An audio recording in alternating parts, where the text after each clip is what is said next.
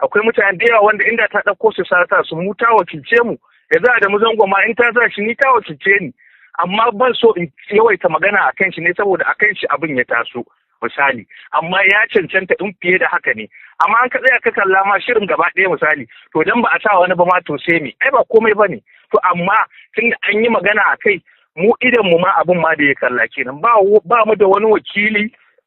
da za mu kalla mu ce wai an sa shi domin jihar Kaduna. Yanzu ka kalla gaba ɗaya wannan fuskokin da kake gani ta kabilanci ne,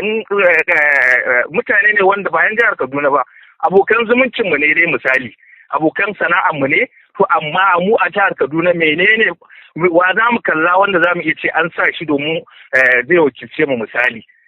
Amma mutane ne wanda duk an sa su da abokan sana'ar mu ne, duka daga abokan mutunci sai abokan zumunci, to amma a jihar Kaduna mu wa aka ɗauka wanda za mu kalla mu ji daɗi. Assalamu alaikum, sunana Ibrahim Ajilo, wanda wasu su sani da ɗan guzurin waka, ni ne ciyaman na ƙungiyar 15 Artists Network Nigeria. Baya ga haka ni ne PRO na ƙungiya ta AMSO, ƙungiyar maballaka masu studio reshen jihar Kaduna. Haka zalika ni ne ciyaman na NALSU, na ciyaman na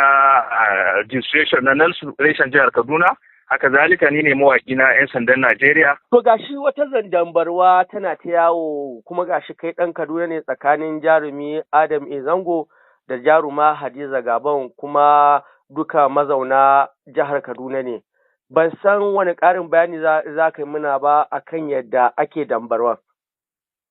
To, ɗan abin da zan ce, ka san kamar yadda na fahimci abin,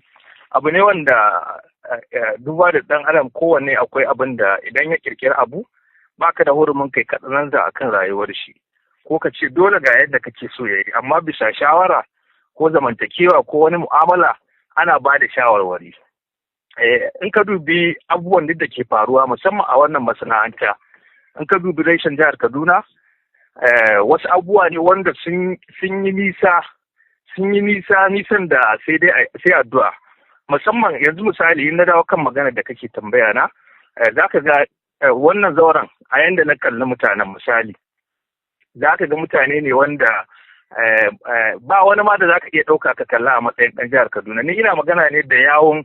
wasu daga ciki a matsayina na wanda ina da jagoranci na wasu ɓangarori. Misali, let's say ba sai na ce a kira Adamu Zango ba misali,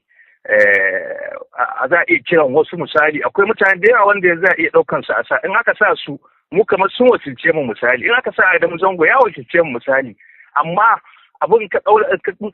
kalle shi gaba ɗaya ta mahanga ta tunani ko na ilimi, a jihar Kaduna ba mu da ma wani wakili da aka sa a wannan wurin, kuma shirin a Kaduna aka fi gabatar da shi, kuma mai gabatar da shirin nan matsayinta wadda ake kira 'yar Kaduna ce. Ni yanzu kaga fasinan ni ban da alaka da ita, amma mace ce wadda tana daraja mahaifina, ni ban da wani abu da zan kwambizin ɗinta in ce dole sai ta yi kaza saboda ba ni na kirkirar mata ba, tunaninta ne ta ga dama ta yi abinta, banda hurumin da zan ce dole sai ta yi kaza, amma akwai shawarwari wanda ya kamata na kusa da ita su dinga ba ta shawara. Matsayin shirin nan da ake na jihar Kaduna a na ƙasa gaba ɗaya ko duniya, amma a jihar Kaduna take. Wa aka ɗauko wanda za mu kalla a jihar Kaduna mu ji daɗi misali. Ba wani jarumi yanzu akwai irin su ba ko ba kalla yanzu ta ɗauka ta sa mu ya wakilce ma irin tunanina. In Shoman ta ɗauka ta sa mu ya wakilce ma irin tunani. Ba dole sai ta ɗauko wani ba misali. Matsayina na wanda nake jihar Kaduna. Amma duka an ka kalli wannan ɗakunan. Abin tambaya a nan ɗan guzuri, kuna a matsayin ku na 'yan jihar Kaduna kuma mazauna garin Kaduna. Ku ba ma wai magana Adam A. Zango ne ba kawai, ina irin amma ku kara ana ganin cewa ana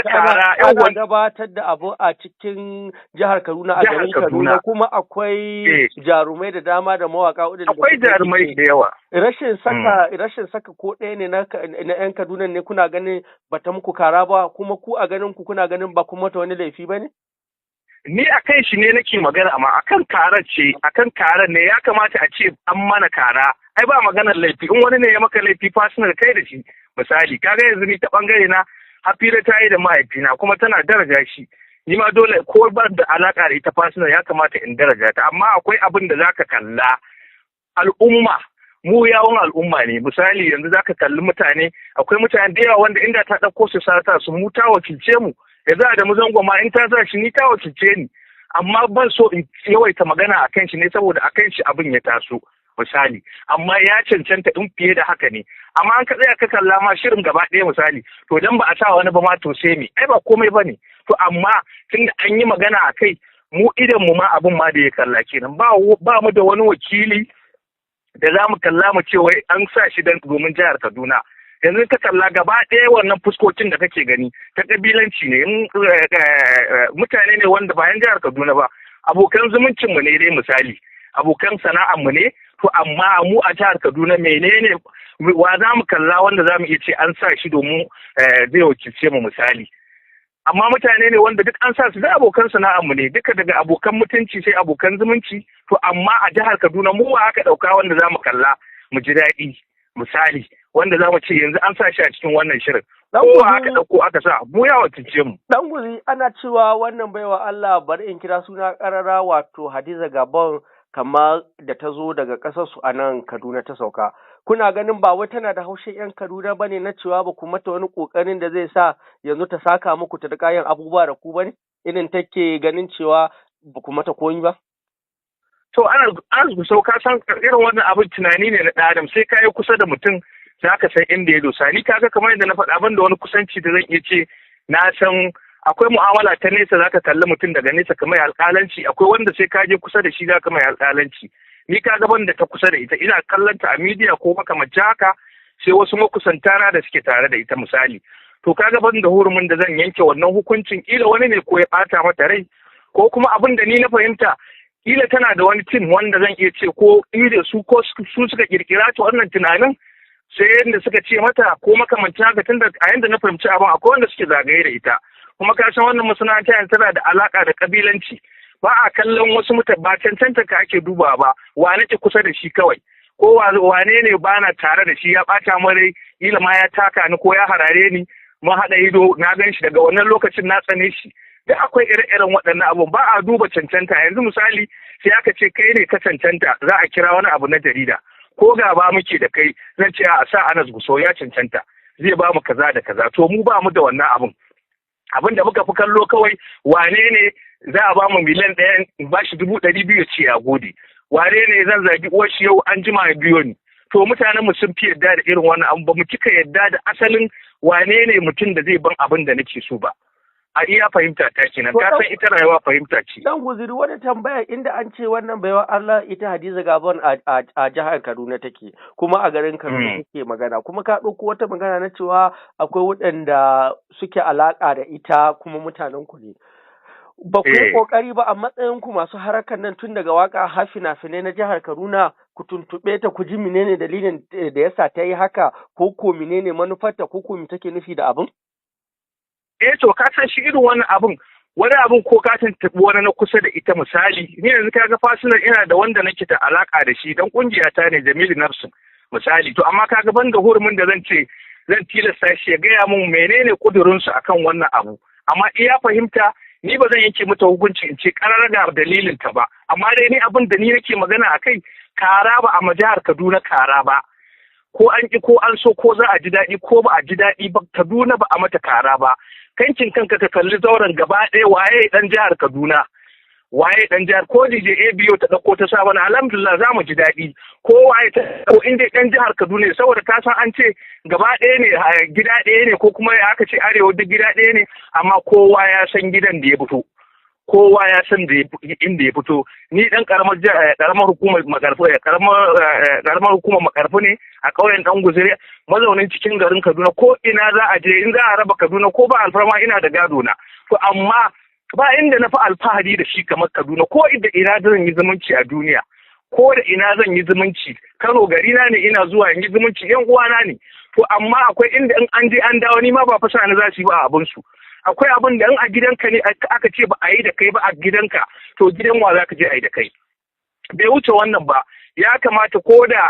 da ita ba ta da tunanin a tunaninta, wanda suke tsara abin a tunaninsu ba su da tunanin da za su yanke shawara a kai, ita tunaninta ya dinga kawo mata a matsayin cewa gafa abin da ya dace. Ta dinga kallon mutanen da take tare da su, ko kuma mutanen da